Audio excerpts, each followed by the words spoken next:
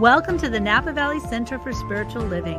We are a vibrant, inclusive, and spiritual community that seeks to live intentionally, love unconditionally, and see God in all people and in all faiths. We believe the work we do in prayer and in the community creates a world that works for all cultures, races, orientations, and faiths. For over 60 years, we have practiced thinking globally and acting locally to help awaken humanity to its spiritual magnificence. Annually, hundreds of people actively participate in our services, classes, events, and in our Spanish-speaking ministry. And we are training the next generation of spiritual leadership in our ministerial school. In the last few years, because of apparent divisions politically and socially, and because of threats to basic human rights, we have magnified our application of Science of Mind principles with engagement and compassion in action in the greater Napa Valley community. Our members have participated in women's marches, pride events, and we have hosted speakers on racial issues. We have empowered and mentored diverse leaders in our community and given scholarships to diverse ministerial students. We have donated over 4,000 pounds of food to our local food bank. Our spiritual director, Reverend Jay Lang, has facilitated an interfaith leadership group to hold public prayer vigils and 9/11 commemorations in participation with Jews, Muslims, and Christians. We have fostered the creation of a beloved community in the larger Napa Valley area by honoring community heroes at events and tithing to and partnering with a dozen different nonprofits that share our vision. Together, we've created a Martin Luther King Day of Service where over 1,200 participated in community service annually. The leadership of our parent organization, the Centers for Spiritual Living, headquartered in Golden, Colorado, recognized our community for all of the outstanding, compassionate work we've been doing over the last few years with the 2022 Meritorious Community Award.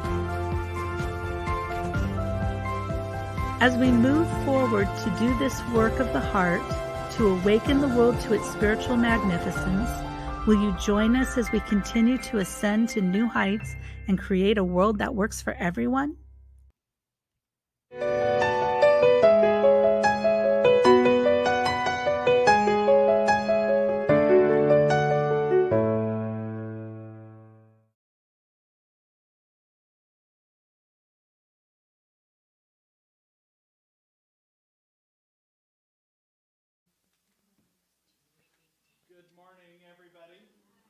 Good morning. So good to have everybody here. I don't feel I'm not unmuted here.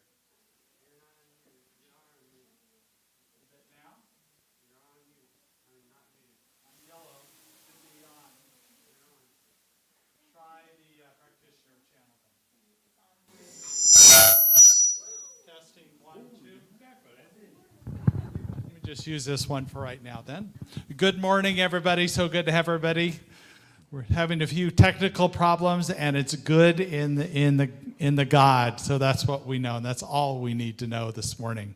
Such a great day to be here at the Napa Valley Center for Spiritual Living. I'm Reverend Jay Lang, the senior minister here, and it's so good to see everybody here and online. Welcome, welcome, welcome. What a glorious day it is today and all days. And we have a special treat for you on her West Coast tour. We have Lauri Jones and Eric. I didn't catch your last name. Montgomery. Yeah. That's an easy one to remember. Thanks. So they're going to open us up with a chant this morning. Let's all join in with them. Good morning. This is a song called One Life, a chant, really. We're going to give you some percussion here to get you feeling it.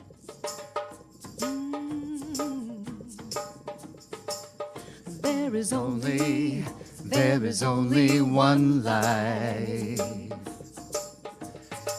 There is only God's life. And my life is my life now. That life is my life now. My life now.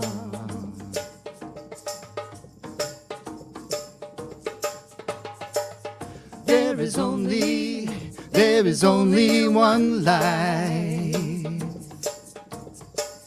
There is only God's life. Your life. And that life is your life now. That life is your life now. Your life now.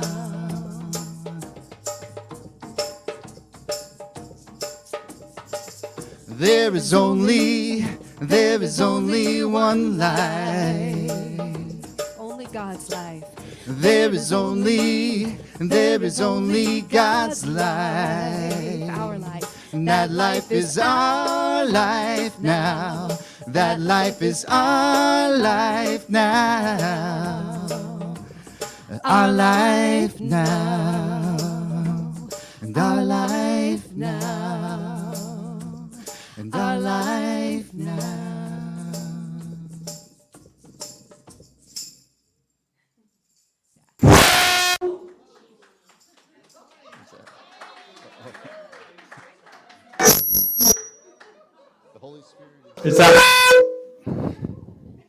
Is that my microphone? Is it better now? Are we good now? So sorry. We are having some technical difficulties today, and we're still working them out, but we are here now, so good to be here.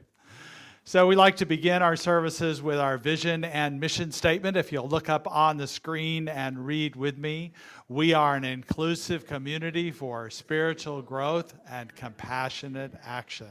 And our mission statement, we are co-creating a world that works for everyone by living intentionally, loving unconditionally, and seeing God in all people and all faiths. And so it is. So a couple things this week that I always like to bring up as just world news and seeing the spiritual side of things. Last week, the 2002 Nobel Peace Prize Award was shared by 3 different people.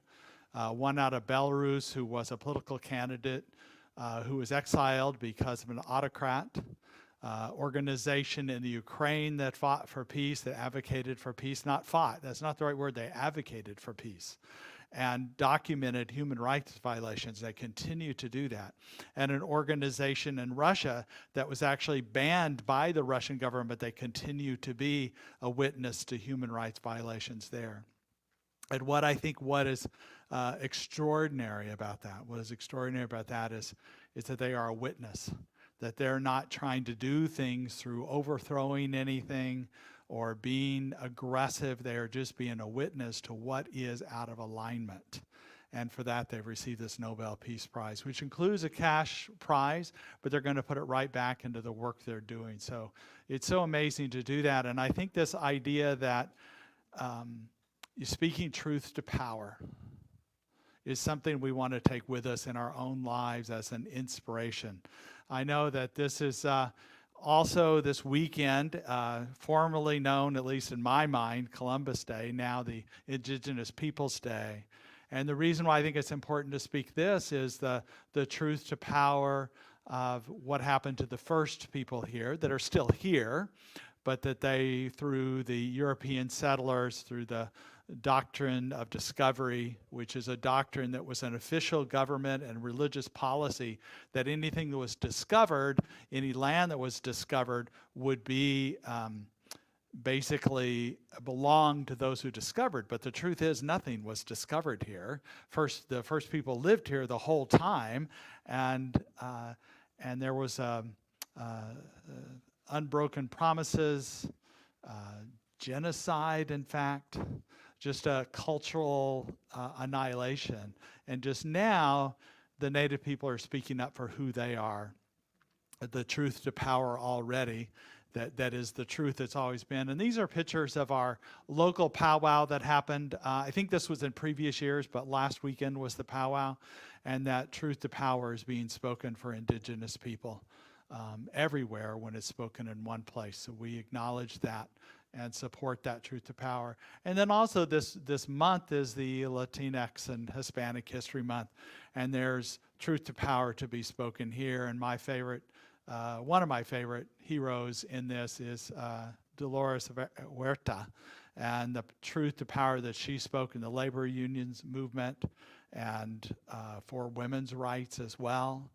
And she's continued, she's 92, I think now, 92, 93 years old, and she's continuing to be an advocate for women, for Latinx, for all people who are marginalized. So we just celebrate this, and as I mentioned, as an inspiration to us all to not hold back, to be truth to power. It's not that we have to be aggressive or oppositional. We are for the rights of all people, because we're attempting to create a world that works for everyone. And if any one of us is suppressed or oppressed, then all of us are suppressed and oppressed. So, and also I want to throw in a few announcements that we have coming up as part of our celebration of Latinx and Hispanic History Month. Our Spanish-speaking services, we celebrate them, both the weekly meditations on Wednesday as well as the services they do on the second and fourth Sundays, which is today, right? So today and 2 weeks from now. So if you know anybody that Spanish is their primary language, it's a great way for them to understand and get engaged in the oneness of all life through our principles. And then also we have begun inviting everyone to fill out a card of intention. This is an estimate of how much will be given in 2023 so that we can plan a budget on this. We accept all donations, and so it's not a requirement to fill out one of these cards of intention, but it's very helpful to us so we can anticipate and be wise stewards of the money you do donate.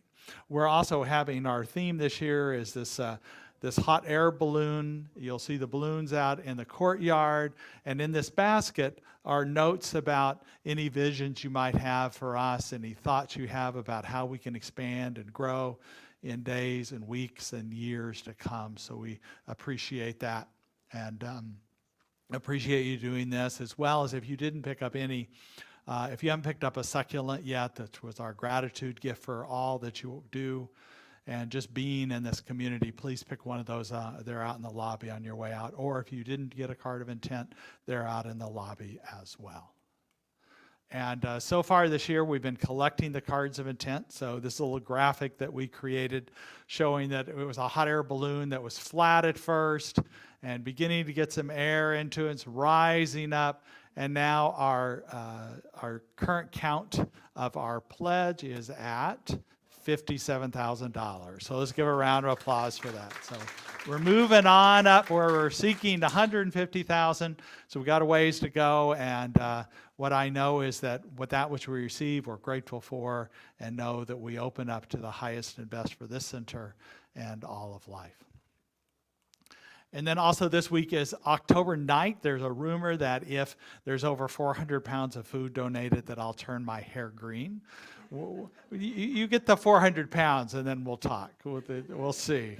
I can do that. I think I can. I'm married to a former hairstylist, so I think we can pull it off there. Beg your pardon? I'll do the beard too. I'll do it all. You bet. But got to see the food. We'll give, if you didn't get it in today, we'll take it through tomorrow, okay? Through Monday or Tuesday. We'll say Tuesday when we're back in the office. And then at the end of the month, the Sound Healing Journey with Bodhi is on. The tickets are going pretty fast, and there's still a lot left, but if you're interested in that, the tickets are either on the email I sent out this morning or on Friday, or on our website. You can find the link to the tickets, and it's comfortably indoors, so it should be a really nice event that we have here. October 30th is also our dress-up day, so it's good to know our streaming is working this morning. So.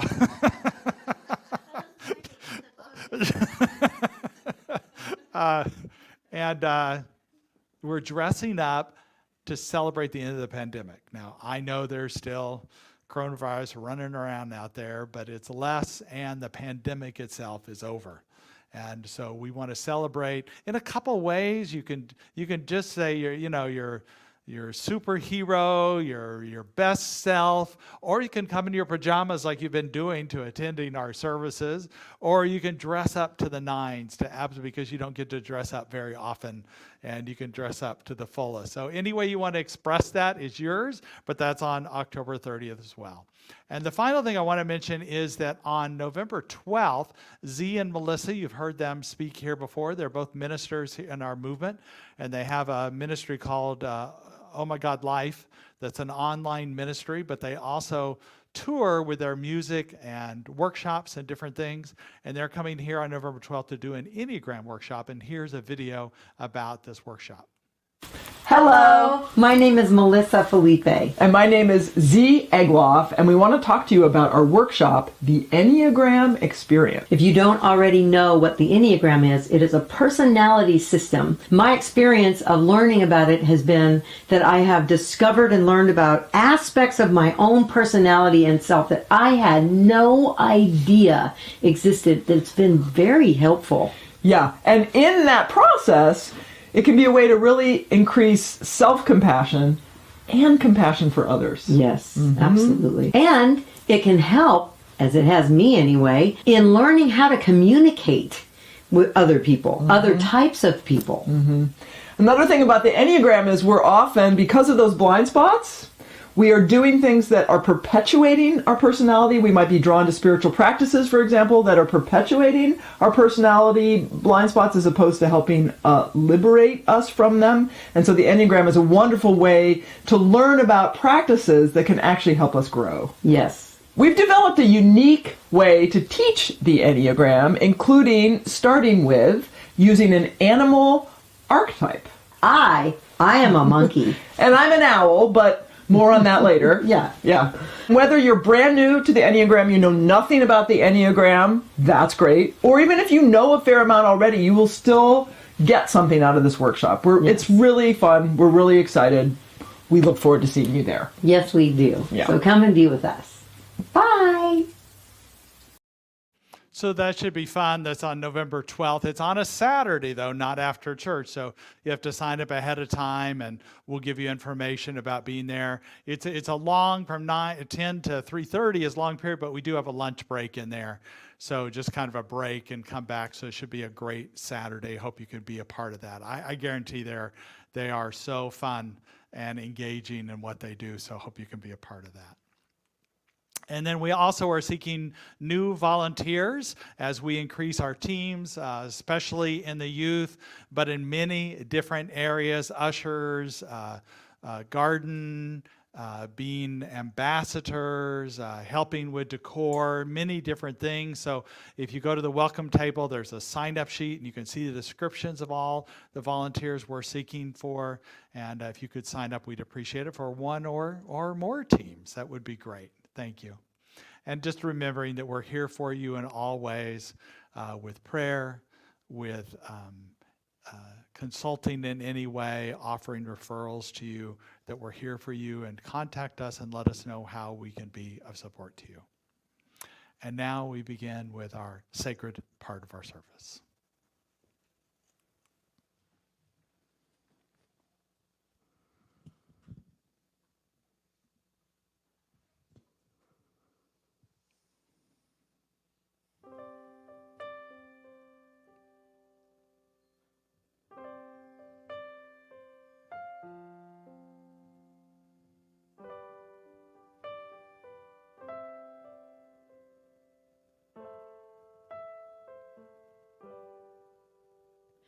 Let God be God in you. Let God be God in me. Let God be God in everything. Let God be. Let God be God in you. Let God be God in me. Let God be God in everything. Let God be. Let God be God in you. Let God be God in me. Let God be God in everything. Let God be. Let God be God in you. Let God be God in me. Let God be God in everything.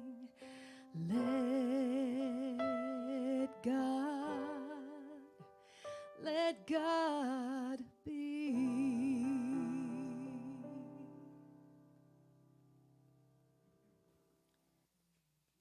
And let God. Thank you, thank you. Living everyday abundance, that's what it is today for me. And I feel rich. My Creator has blessed me with a universe full of abundance, and I appreciate it. Let's close our eyes for a moment. Let's become aware of the presence of the infinite, that infinite spirit that blesses, inspires, and wisely guide us all of us this morning. Let's take a deep breath and bring my attention to the divine source of life. I feel the presence circulating inside and outside of me. I contemplated in the perfection of the firmament and nature. Let's take a moment of silence. Just feel that inside of us.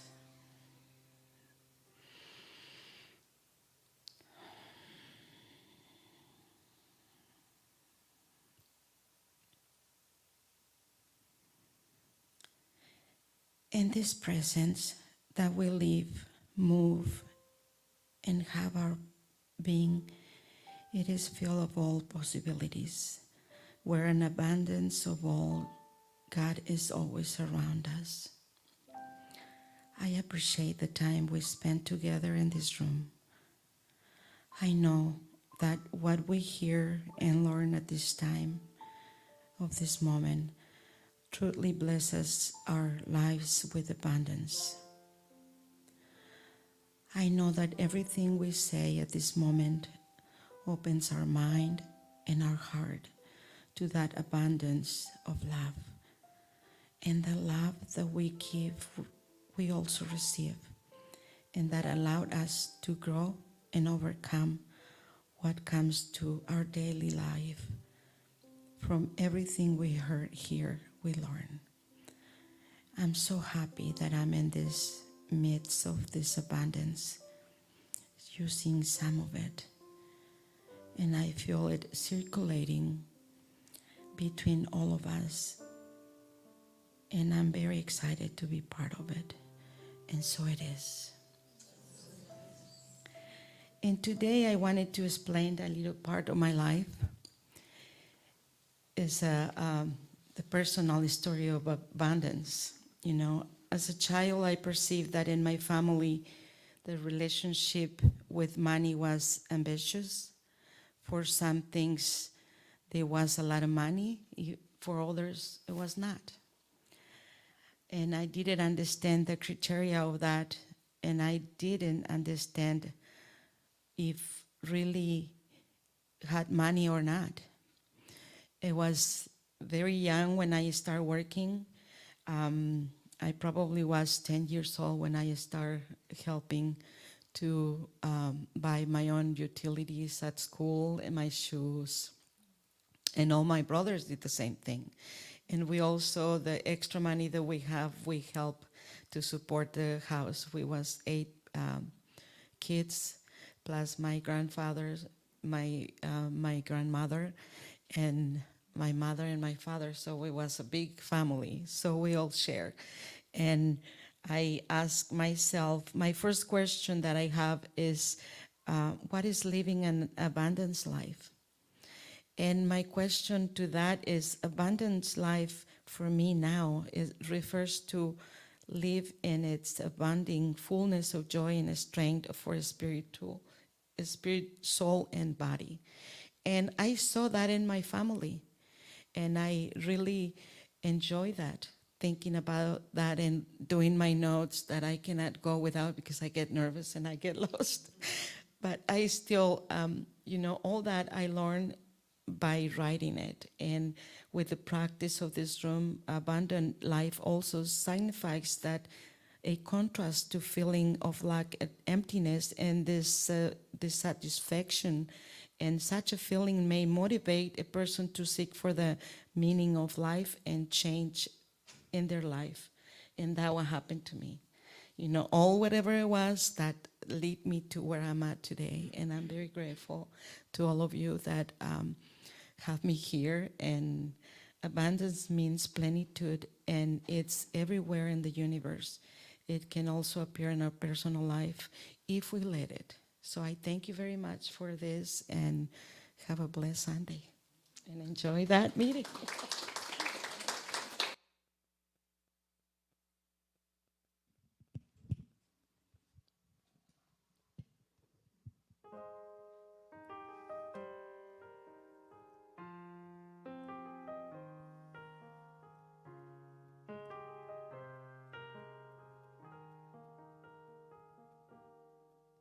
When I'm caught up and trying to move forward, trying so hard to find a better way, when my mind won't stop, when I'm beating myself up, I know it's time to stop and gently say, it's enough to feel the breeze on my face. It's enough to just breathe life. It's enough to know the love that's in my heart. And it's enough just looking in your eyes.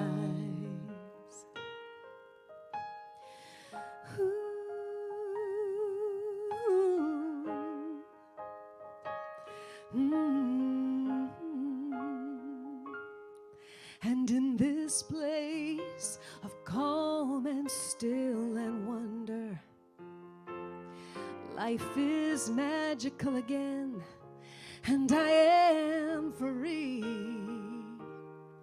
And I don't need to know just where or how to go. Right here, right now is all I need. And it's enough to feel the breeze on my face. It's enough to just breathe life.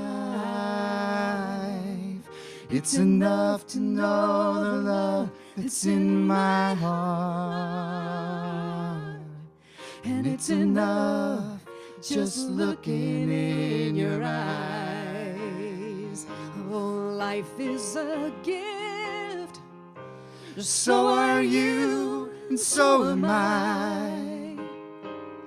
I don't ever want that truth to slip on by. So please remind me that it's enough to feel the breeze on my face. It's enough to just breathe life. It's enough to know the love that's in my heart. And it's enough just looking in your eyes. Oh, it's enough just looking in your eyes.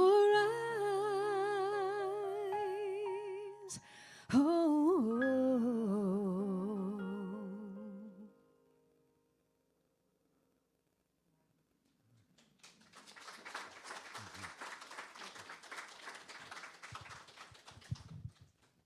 That's so beautiful. And so fitting, because this month we are talking about everyday abundance. And if I had to sum up how we feel abundance in our lives, it would be feeling enough. Feeling enough personally, and enough we have in our lives, and that we have enough, we do enough, and we are enough. So what a beautiful song, intuitively chosen, I believe. So thank you. And your harmonies are really nice too. So thank you for being with us today. So today, while we're talking about everyday abundance, today in particular, I'm talking about the truth about abundance and about how we can open up to a greater sense of abundance in our lives.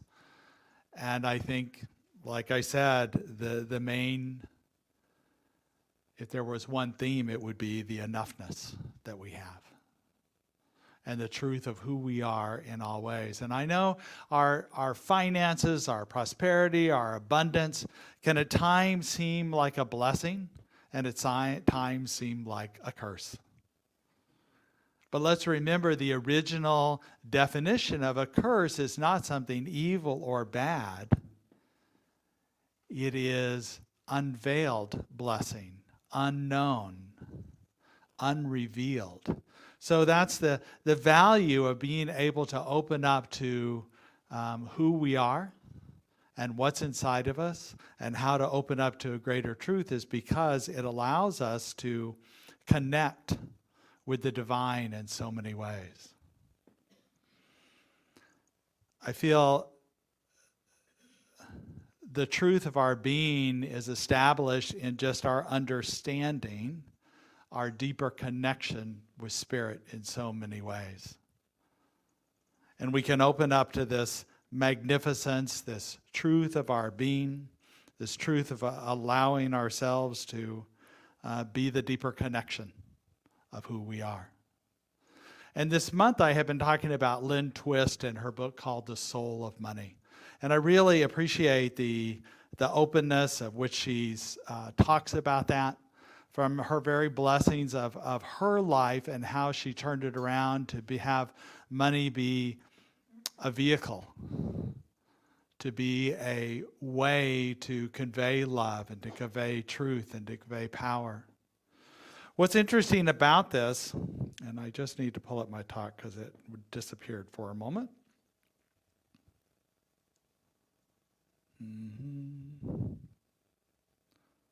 Well,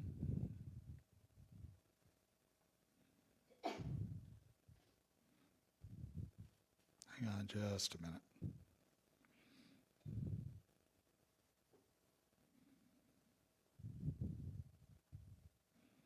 Well, I guess I'll go on.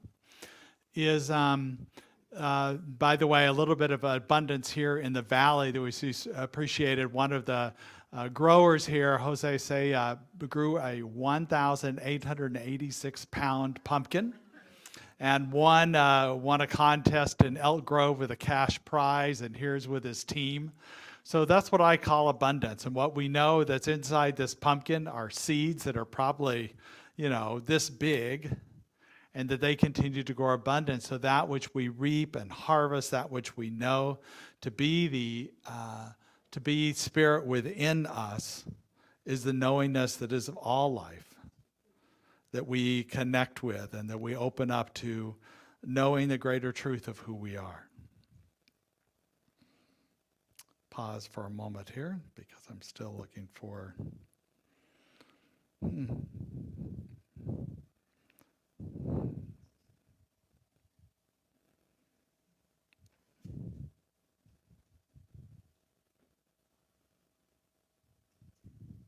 If I just stop and find it, which is here. There we go.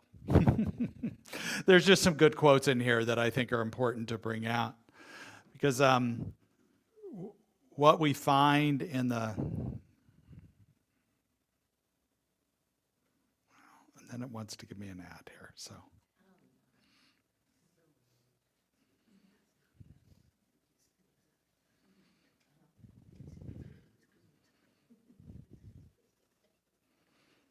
Okay. This week I sent out my email, and I don't know if you get that or not, but I talked about a story about when I was snorkeling one time in Hawaii, and I was swimming along the seabed, and a huge manta ray came up, but I didn't know what it was. It seemed like the whole seafloor just lifted up. And manta rays are not dangerous, but what I saw was the seafloor lifting up to me, and I became immediately afraid, immediately panicking, and went straight up to the surface. Of course, the fear had taken my breath away, so I was gasping for air, even though previously I had plenty of air. I was just gliding along the seafloor, and I thought about how that's true of about our abundance, our prosperity. Sometimes it's something, an unexpected expense or a loss of income or some spending of some kind we had, or perhaps a loss of a job can send us into a panic mode, into fear mode, and into scarcity. And when you think about the word scarcity, first of all, the word scare is in it, so fear is in it, and it's spelled with scar, S-C-A-R, so that's a wound. So really, scarcity is within our thoughts, our beliefs, our imagination in so many ways. And Lynn Twist talks about our abundance giving us an opportunity to engage in our greatness. An opportunity to engage in our greatness. Like the pumpkin, that's about as great as you can be, our highest and best. There's another quote by Paul Zader, and he says there's a natural law of abundance which pervades the entire universe but will not flow through a doorway of belief and lack or limitation. It will not flow through a doorway of belief and lack or limitation. What I notice is there can be some hidden beliefs about limitation, that we think we're doing fine, but it can begin to affect us, and the way we notice it is through mindfulness. We pay attention. And I talk about that a lot, but it's so important to notice that when we are receiving or spending or giving of our time, talent, and treasures, what does our mind talk about that? Is there a lack? Is there a limitation? Is there a scarcity? Lynn Twist talks about three main toxic myths of scarcity. That there is not enough, so there's not enough to go around, so I've got to get what I have to, because otherwise it'll go away. Sort of like when I was, I did grow up with a family of 5, but an older brother, and my father and I, we ate a lot of food. So, my mother cooked a lot of food, but if you didn't eat quickly, you were going to not get enough. And that kind of stuck with me sometimes, that I have to eat fast or that I have to grab what's mine.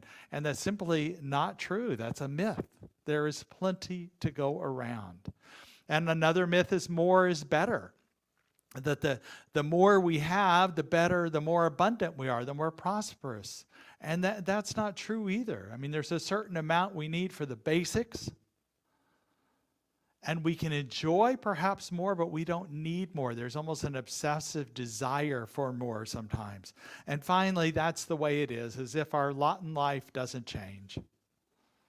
And I would add 3 more that are my own that I think about, that I am not doing enough, I'm not being enough, and I'm not enough. And that final one about I am not enough is probably the core issue we have.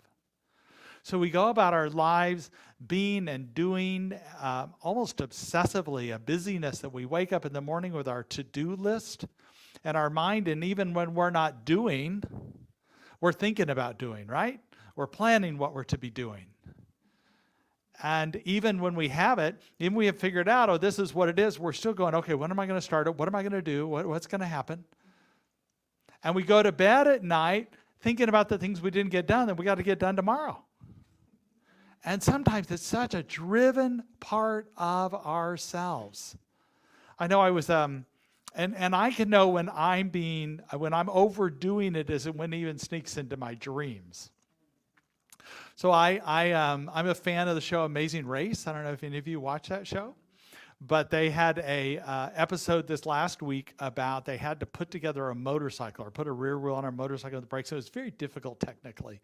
And so I had this dream that was random. I mean, it was a couple days later. So when I watched the show, it wasn't even the same night I watched it. And I was putting together a motorcycle, and there was one piece, and I put it in somebody's house.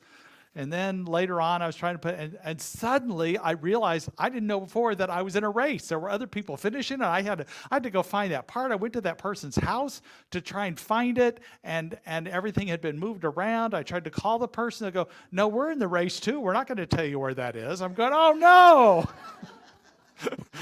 So this is what our mind does. It's processing our neuroses, our busyness that we have in our brain.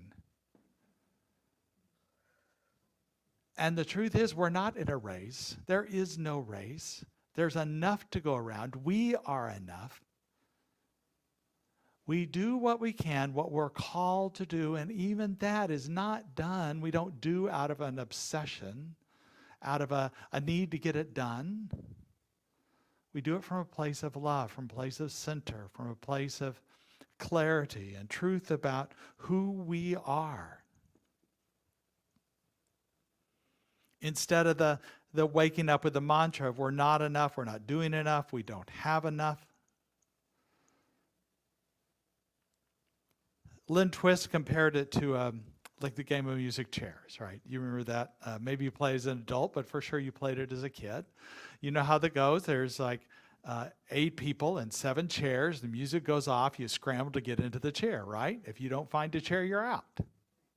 Well, that's like it seems like we consider life, that we have to scramble. Remember how serious it gets? As people get really competitive, they're pushing each other out of the way and knocking each other over, and chairs fly.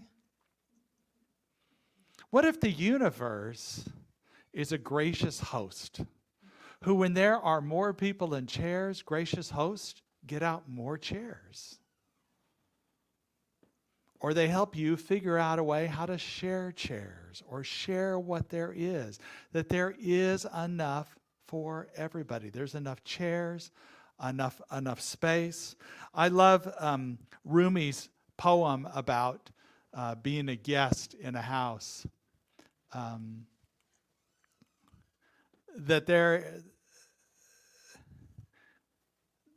This human being is a guest house.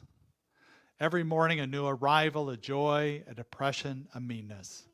Some momentary awareness comes as an unexpected visitor. Welcome, entertain them all.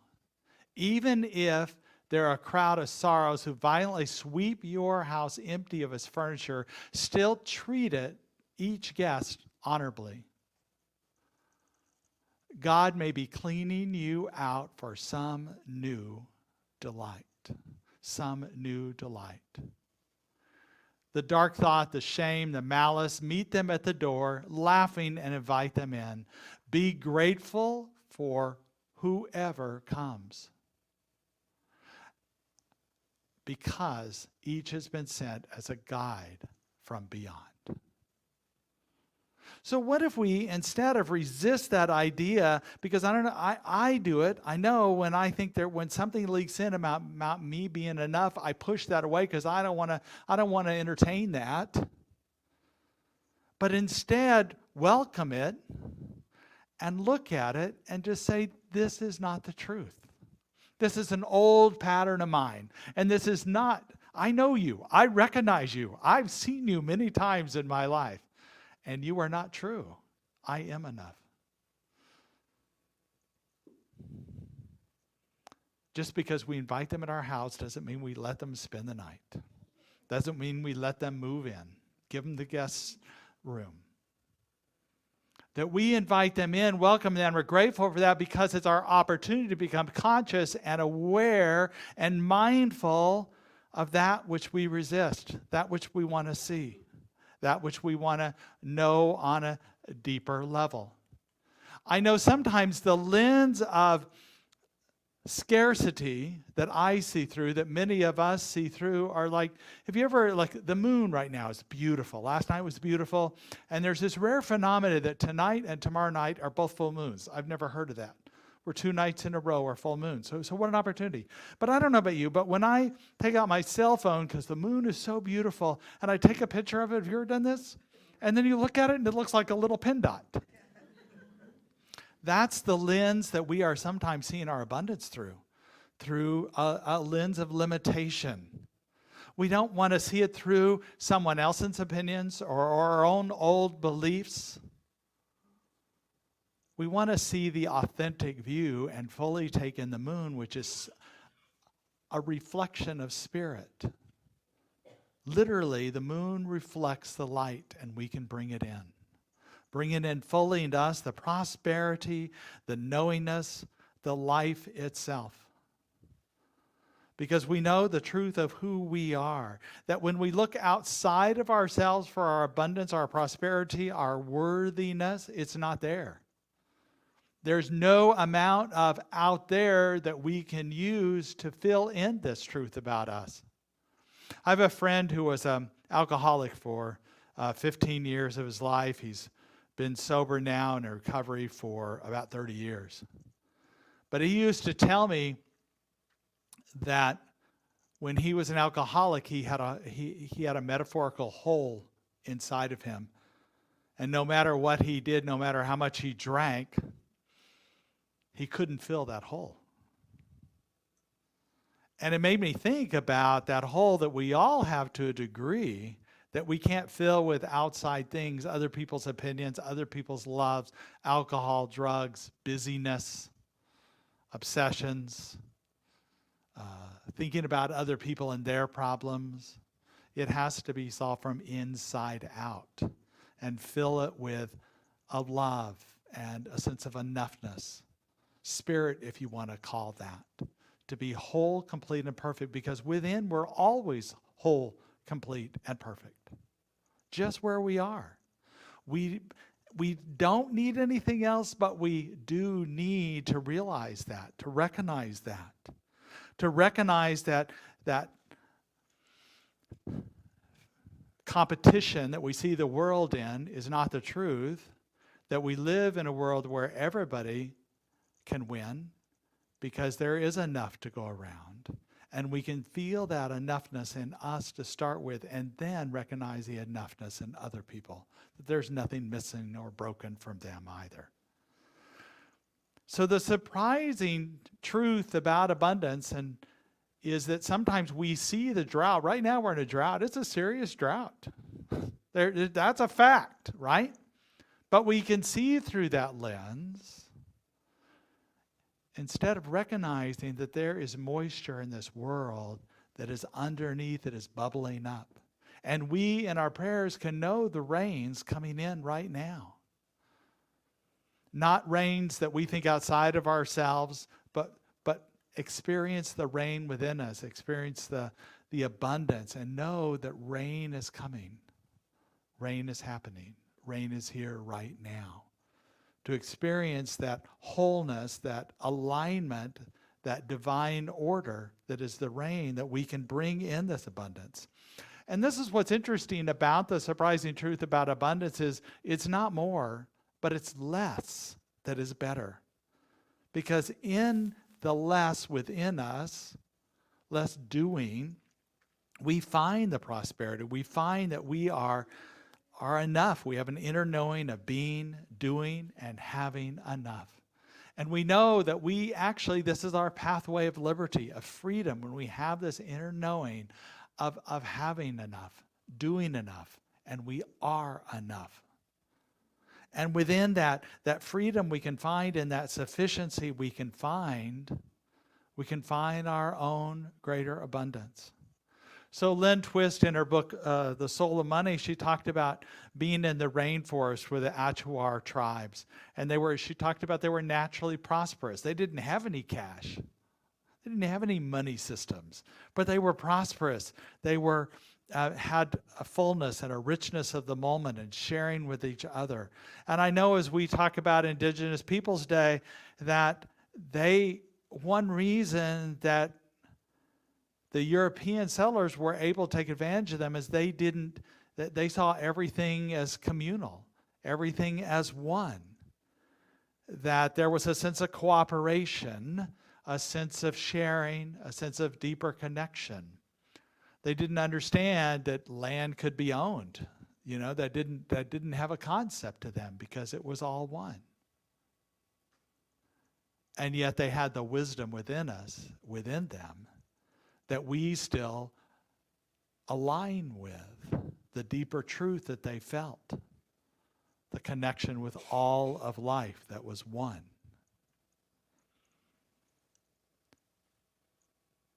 And so within us, we find this inner presence to slow down. And what we can create from that place is the limitlessness, enoughness, wholeness. And we can choose from there consciously to be open to the experiences, to raise our vibrations, to be connected, to allow a greater sense of our abundance and our wealth. The word wealth in ancient ways stood for well-being. So what we're doing is we are knowing our well-being, that we are being well, and that all is well in that way. And the third thing that Lynn Twist was talking about, as well as a former mentor of mine, Alice Bandy, was to listen to the universe. Alice actually wrote a book called The Wisdom of Money, the Spiritual Messages of Your Finance. To me, that was like, at first I'm going, what does she mean? But she's talking about the wisdom that's available to all of us at all times.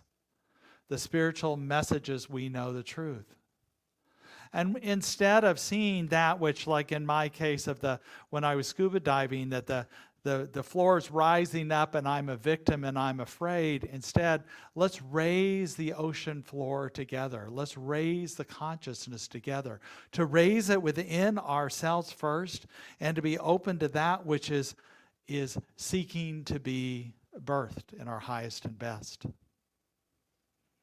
The prayer that the practitioners of I have been holding for Ukraine and Russia in that area is that divine order return. We know that Spirit doesn't take sides in a conflict like that, but we know Spirit expresses through itself divine order, and once divine order is what comes out of that and is alignment, is harmony, and out of that comes beauty and love. But first, divine order is established, and we can hold that to be truth. It's the prayer we held for people in Florida that were affected by the hurricane. The divine order comes first. Retreat of the water. And what's amazing, what I just feel so grateful for, is that in Ukraine is beginning to turn back to divine order. It's not that we're in favor of Ukraine winning, but we're in favor of divine order being reestablished. And it's beginning to hold that which was an aggression that was out of alignment is beginning to fall away, and that divine order and that harmony is returning to the Ukraine. And let's keep holding that to be the truth. It doesn't mean that's going to be all the way through, but that we continue to hold that is happening and that's occurring, and from that divine order comes harmony, and out of that harmony comes a restored beauty. And we can know that for our own lives first, that if we find some chaos, we find a surprise in our life, we find a chaos, a diagnosis, a concern, that we know first comes divine order. That's establishing a Spirit through us. We don't have to create that. We don't have to do more to create that divine order. We allow that divine order to come through and allow. I met an organization many years ago, and they actually blessed our peace pole out there.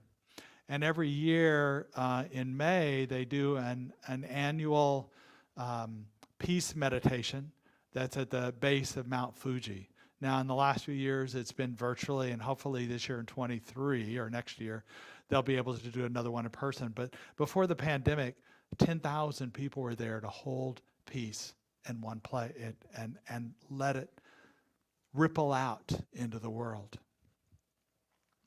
And I love this concept, and it felt powerful. And when they came and blessed our peace pole that's out out in the garden out there, It felt so powerful to do that. And then somebody sent me this picture that was amazing. This is of Mount Fuji. And a lake that is nearby that's reflecting that. I don't know what happened there. I don't know what the day is, but it sure looks to me like a picture of consciousness, a peace that's swirling there, a power that's there. And that people are holding, not only this one time of the year in May, but at all times, Mount Fuji is considered a sacred place. And so this sacredness that we hold in ourselves does make a difference, especially when we hold it as a community. The wholeness we know, the divine order that is prevailing in our life and all lives. We just know this is the greater truth that is. Dolores Huerta when she did her work and still does it, she had a phrase of, yes, we can. And Martha, could you help me for a minute? Is that si se puede? Si se puede? Si se puede. Puede. And it means yes, we can. And yes, we can. Yeah. It's a saying. Here, come up here. Say that. And we're all going to say it together. I want to say it authentically. Can you turn on this mic again? Sí se puede. Sí se puede. Puede. Sí se puede. Yes, we can. Yes, we can. Thank you. And yes, we can. And she would do that in her rallies. And yes, we can. Yes, I can. Yes, you can. Yes, we can. Let's go to prayer. So we just know the truth of who we are in this moment, that we are divine beings. We know divine order is established in our lives because we are this deeper connection. And we know this divine order that is the truth of spirit is established in the Ukraine, is established in Florida, is established all areas where there is violence, where there is calamities and concerns. And in all orders of the world, we know this divine order is the truth, for it is spirit expressing through it. And we also know out of this comes harmony and alignment and a deeper love. And out of that comes beauty that we experience now and always. We know this to be the truth of who we are and who the world is becoming now and always. And so it is.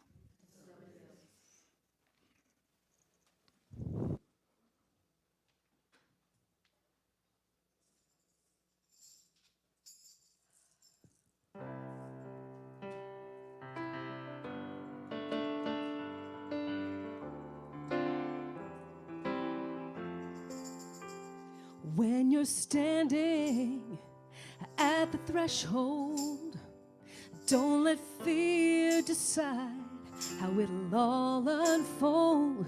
Take one step toward what you love, and let that heart of yours, let it rise above, and trust that you have everything you need.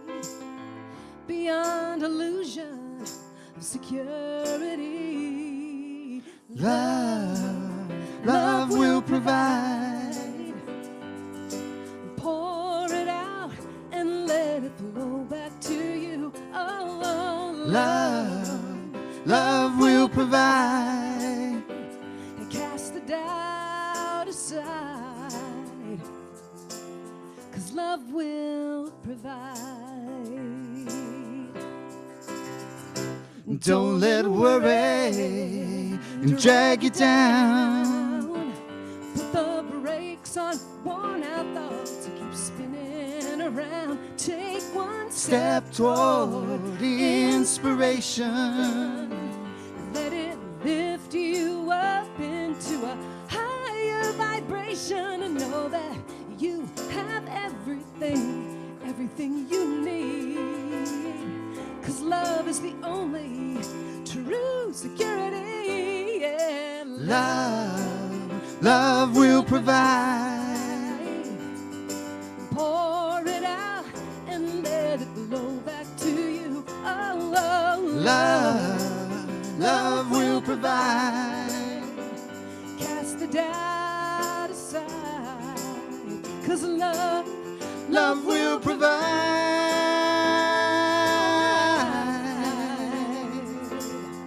Oh, yeah, yeah, yeah. Oh, you gotta let love take you. Oh no. Forsake you, oh, 'cause Love will provide. yeah, pour it out and let it flow back to you, yeah, yeah. Love will provide. Cast the doubt aside, 'cause Love will provide. cast all your doubt aside, 'cause Love will provide.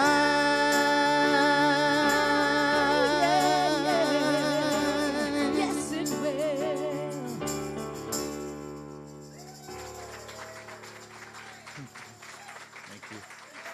Thank you. Beautiful, Lauri and Eric. Thank you so much. And you have some CDs for sale out in the courtyard, I believe? Okay. Well, if you're so, consider looking at those. Thank you.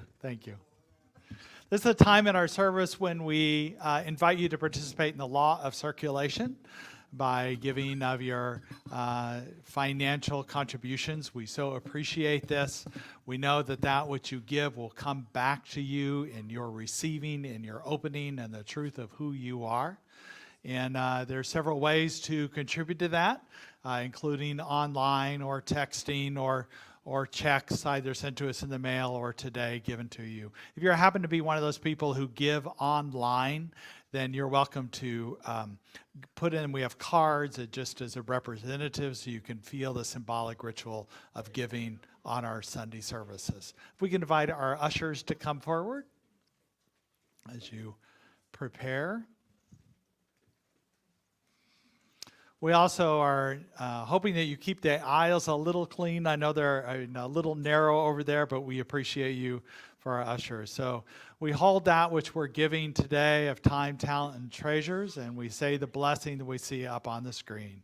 Divine love as me blesses and multiplies all that I am, all that I have, and all that I circulate, and so it is.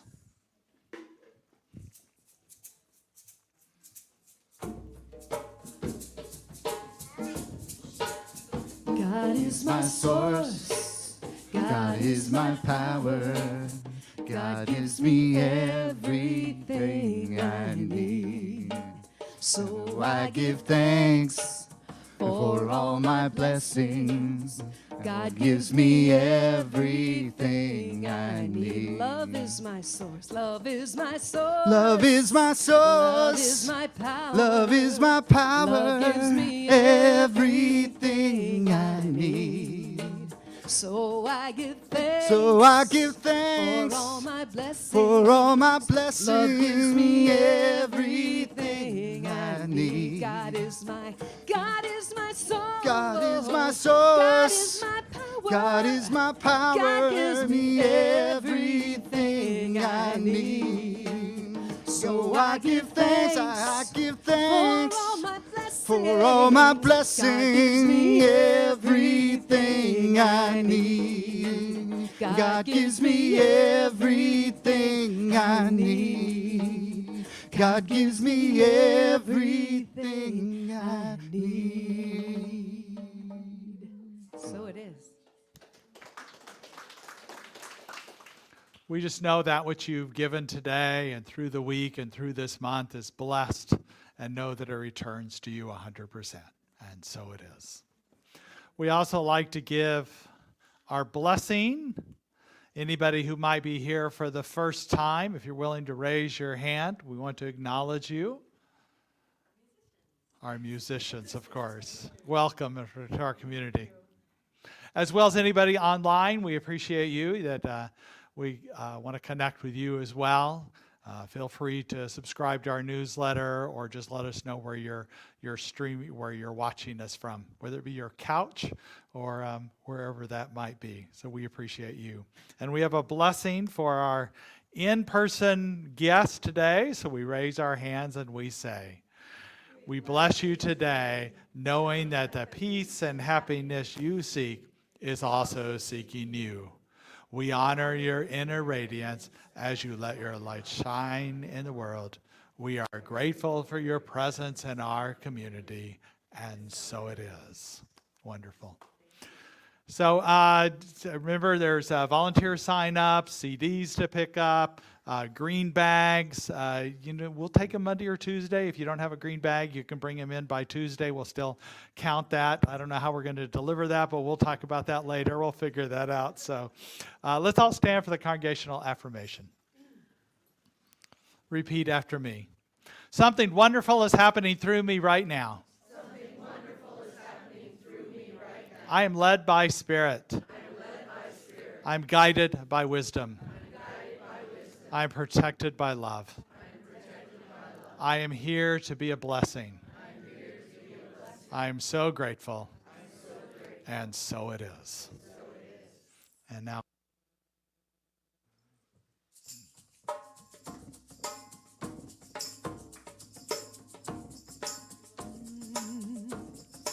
I release and I let go. I let the Spirit run my life. And my heart is open wide. Yes, I'm only here for God. No more struggle, no more strife.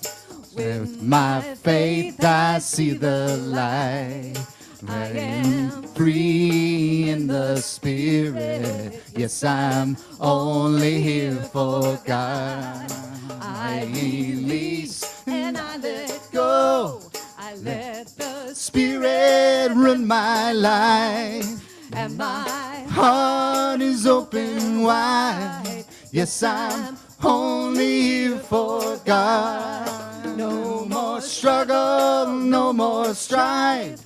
With my faith I see the light. I am free in the Spirit. Yes, I'm only here for God. I release and I let go. I let the Spirit run my life. And my heart is open wide. Yes, I'm only here for God. No more struggle, no more strife. With my faith I see the light. I am free in the Spirit. Yes, I'm only here for God. I am free in the Spirit. Yes, I'm only here for God. I am free in the Spirit. Yes, I'm only here for God.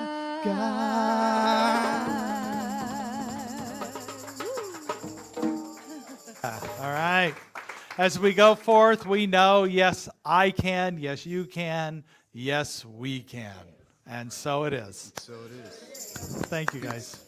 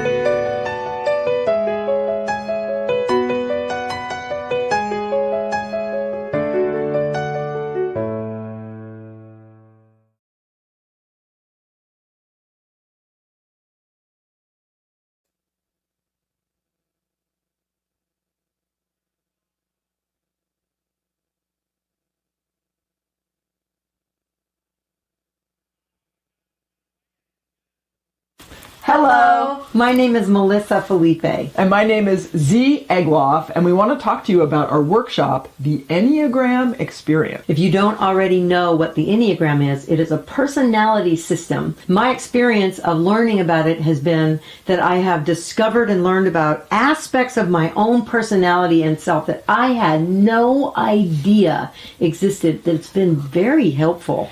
Yeah, and in that process, it can be a way to really increase self-compassion and compassion for others. Yes, absolutely. And it can help, as it has me anyway, in learning how to communicate with other people, other types of people.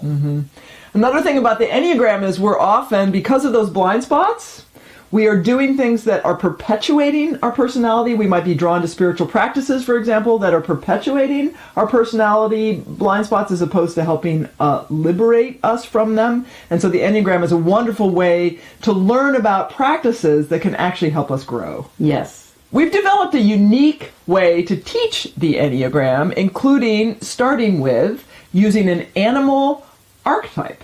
I am a monkey. And I'm an owl, but more on that later. Yeah. Whether you're brand new to the Enneagram, you know nothing about the Enneagram, that's great. Or even if you know a fair amount already, you will still get something out of this workshop. It's really fun. We're really excited. We look forward to seeing you there. Yes, we do. Yeah. So come and be with us. Bye.